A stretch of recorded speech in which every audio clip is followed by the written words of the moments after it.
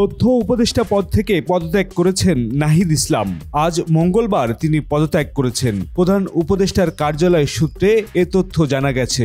গত কয়েকদিন ধরেই গুঞ্জন চলছিল নাহিদ ইসলামের নেতৃত্বে নতুন রাজনৈতিক দল আসছে। উপদেষ্টা নাহিদ ইসলামও বেশ কয়েকবার জানিয়েছিলেন পদত্যাগ করেই তিনি নতুন দলে যোগ দেবেন। আজকে তার পদত্যাগের মধ্য দিয়ে সেই পথ অনেকটা সুগম হলো। আগামী শুক্রবার ছাত্রদের পক্ষ থেকে নতুন দল আত্মপ্রকাশের ঘোষণা দেয়া হবে।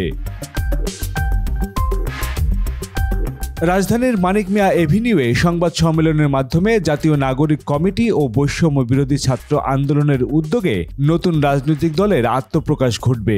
নতুন এই দলের নাম না জানা গেলেও এর নেতৃত্বে থাকবেন নাহিদ ইসলাম ও সদস্য সচিব হবেন আক্তার হোসেন। নাহিদ ইসলাম গত বছরের ৮ আগস্ট বাংলাদেশের অন্তর্বর্তী সরকারের উপদেষ্টা হিসেবে নিযুক্ত হন এবং ৯ আগস্ট ডাক, টেলিযোগাযোগ ও তথ্য প্রযুক্তি মন্ত্রণালয়ের উপদেষ্টা হিসেবে দায়িত্ব পান। পরে ১৬ আগস্ট থেকে তিনি তথ্য ও সম্প্রচার মন্ত্রণালয়ের উপদেষ্টা হিসেবে দায়িত্ব পালন করছেন। জানা যায়, দলের আত্মপ্রকাশ উপলক্ষে বেশ কয়েকটি কমিটি কাজ করছে। এর মধ্যে রয়েছে অনুষ্ঠান প্রস্তুতি কমিটি, গঠনতন্ত্র ও ঘোষণাপত্র তৈরি নিয়ে পৃথক কমিটি।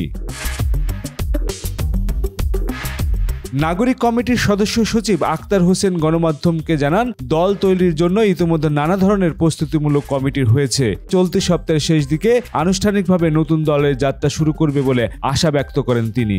আত্মপ্রকাশের সময় চূড়ান্ত হলেও দলের নাম ও সাংগঠনিক কাঠামো এখনও চূড়ান্ত করা সম্ভব হয়নি। তবে সূত্র বলছে, সাংগঠনিক কাঠামোতে পদ সংখ্যা বাড়ানো হতে পারে। এতে যুক্ত হতে পারে জ্যেষ্ঠ যুগ্ম আহ্বায়ক এবং জ্যেষ্ঠ যুগ্ম সদস্য সচিব পদ। আহ্বায়ক, সদস্য সচিব, মুখ্য সংগঠক এবং মুখপাত্র এই ৪টি পদের পাশাপাশি নতুন পদ তৈরির বিষয়ে আলোচনা হয়েছে।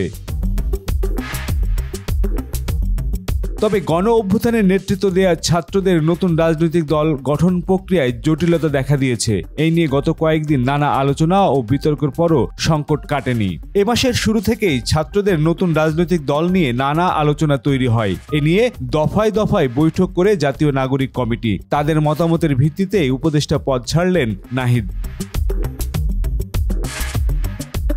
দলের নাম, পদ নিয়ে এখনো চূড়ান্ত কোনো সিদ্ধান্ত না হলেও প্রাথমিকভাবে ২৮ ফেব্রুয়ারি ছাত্রদের নতুন এই রাজনৈতিক দল আত্মপ্রকাশ করতে যাচ্ছে। তবে প্রাথমিকভাবে ৬টি শীর্ষ পদ নিয়ে আলোচনা ও এক ধরনের টানাপোড়েন চলছে।